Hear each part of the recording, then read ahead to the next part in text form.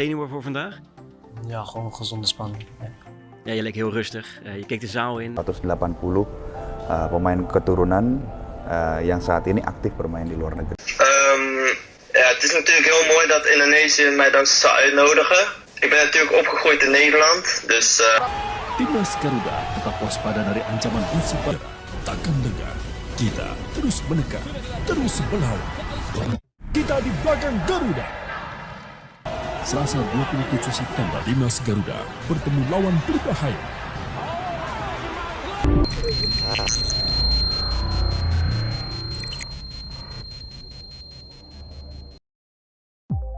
Netizen minta PSSI naturalisasi Delano van der Heijden, sudah ngasih kode keras.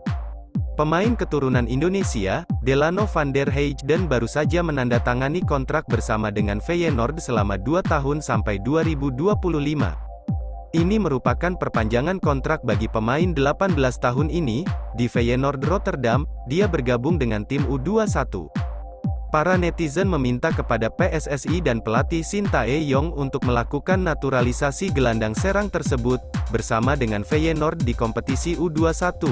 Dia sudah memainkan 7 pertandingan dan mencetak 7 gol serta memberi 1 assist. Dalam unggahan di Instagramnya, Jumat, tanggal 12 Mei tahun 2023, Delano mengunggah emot buku dan pulpen, bola, bendera Belanda dan bendera Indonesia. Postingan tersebut dikomentari oleh pengurus PSSI Hamdan Hamedan, Congrats, emot api, tulis Hamedan.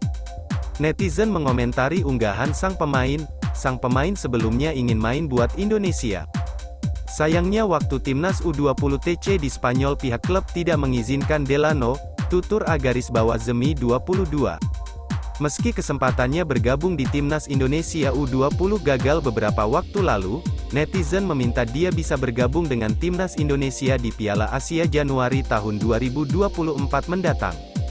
Piala Asia wahai Sneijder Junior, tulis Syaiful _Wijayanto 1989, netizen lain menulis, ngasih kode keras padahal, tulis @brim. Selain itu netizen juga ramai-ramai meminta Ketua Umum PSSI Erick Thohir, Hamdan Hamedan, dan Sintayong memasukkan Delano jadi pemain naturalisasi. Netizen menilai Delano sangat cocok menjadi tandem Marcelino Ferdinand di lini tengah.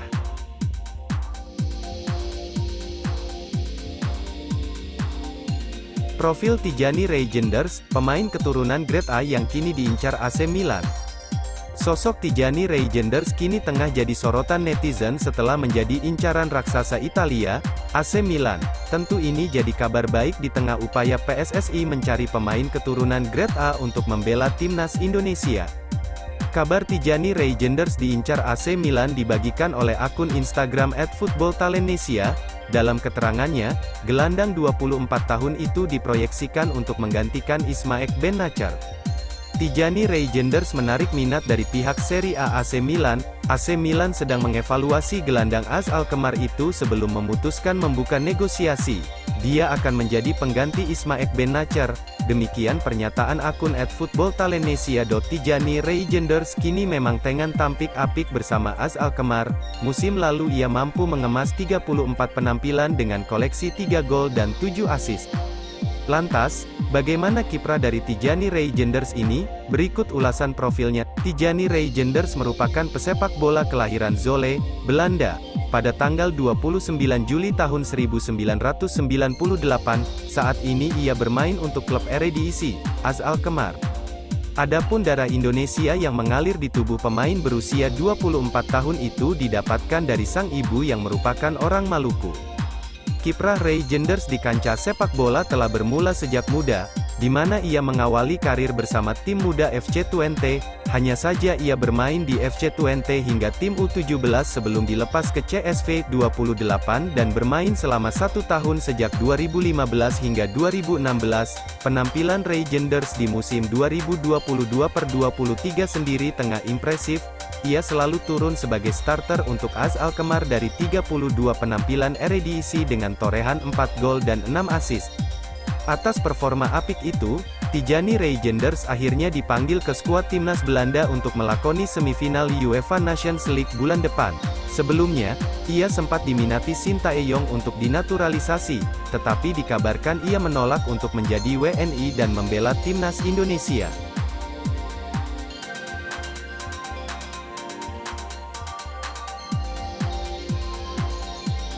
Pemain Wolverhampton Wanderers FC U21, Justin Hubner, memberikan dukungan kepada timnas Indonesia lewat akun Instagram pribadinya saat duel dengan Argentina. Apakah ini akan menjadi kode keras dari mantan calon pemain naturalisasi itu? Timnas Indonesia melakoni laga FIFA Matchday kontra Argentina Senin, tanggal 19 Juni tahun 2023, pukul 19.30 waktu Indonesia Barat. Pertandingan itu digelar di Stadion Utama Gelora Bung Karno, SUGBK, Jakarta, dengan skor 2-0. Hubner diam-diam mengunggah ulang unggahan PSSI di Instagram Stories dengan kalimat tambahan. Unggahan tersebut disebarkannya sekitar 2 jam sebelum kick-off dimulai. Semoga beruntung, tulisnya disertai dengan emotikon hati dan tangan yang sedang berdoa, dikutip dari akun Instagram pribadinya @justinhubner5, Senin, tanggal 19 Juni tahun 2023. Hubner sendiri merupakan salah satu pemain yang cukup dikenal pecinta sepak bola Indonesia. Atlet 19 tahun itu sempat nyaris dinaturalisasi beberapa waktu lalu. Bersama dengan Ivar Jenner dan Rafael Struijk, nama Hubner sejatinya masuk dalam daftar 3 pemain pilihan pelatih timnas Indonesia, Shin Tae-yong. Namun, karena satu dan lain hal, Hubner batal menjadi warga negara Indonesia, WNI. Anggota Komite Eksekutif PSSI, Arya Sinulinga, pernah mengungkapkan bahwa batalnya naturalisasi Hubner karena ada permintaan yang tak bisa dipenuhi PSSI. Atas hal tersebut, Hubner pun batal menjadi WNI dan membela timnas Indonesia. Ini bukan pertama kalinya Hubner membuat unggahan atau berkomentar tentang timnas Indonesia. Unggahan-unggahan itu pun menimbulkan pertanyaan apakah Hubner masih berminat menjadi WNI dan membela merah putih atau tidak.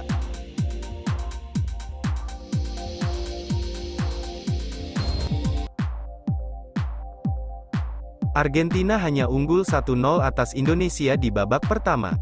Timnas Indonesia tertinggal 0-1 daripada babak pertama di Stadion Utama Gelora Bung Karno, Senin, 19/6 malam. Argentina mengontrol pertandingan sejak kick-off, tempo permainan berlangsung lambat, anak asuh Lionel Scaloni menyusun serangan dari bawah perlahan maju ke depan. Timnas Indonesia lebih memilih bermain pasif dan menunggu lawan masuk ke jantung pertahanan. Keleluasaan yang diberikan tim merah putih membuat Argentina cukup nyaman menguasai bola. Sebuah serangan Argentina dari sisi kiri pada menit ke-5 digagalkan barisan pertahanan dengan sapuan dari Sain yang menghasilkan sepak pojok. 2 menit kemudian giliran Mark Klok yang meredam serangan Argentina dari sisi yang sama. Shot on target dari Nicolas Gonzalez pada menit ke-13 masih bisa ditangkap dengan baik oleh Hernando. Sesaat kemudian sepakan Giovanni Lo Celso bisa diblok dan menghadirkan tendangan sudut. Kepercayaan diri Marcelino pada menit ke-15 membawa bola membuat Facundo Medina melakukan pelanggaran. Peluang lain hadir bagi Argentina pada menit ke-17 ketika Nico Gonzalez melepas tembakan hasil rebound. Bola masih bisa ditepis dengan baik oleh Hernando yang banyak mendapat ujian. Gelombang serangan Argentina terus hadir, baik melalui open play maupun set piece. Sementara sebuah kans dari Indonesia hadir pada menit ke-26. Sebuah pressing skuad Garuda di daerah pertahanan lawan membuat Rafael Struijk punya kesempatan menembak, namun bola keburu bisa direbut pemain lawan. Timnas Indonesia sempat memiliki peluang melalui sepakan sudut, namun sepakan Mark Klok tak disambut rekan-rekannya. Pada menit ke-38 Argentina mencetak gol yang mengubah skor menjadi 1-0. Sepakan jarak jauh dari Leandro Paredes membobol gawang Hernando. Pada menit akhir babak pertama usai, Ivar Jenner hampir mencetak gol. Sepakannya tak cukup kencang sehingga bola bisa diblok Martinez.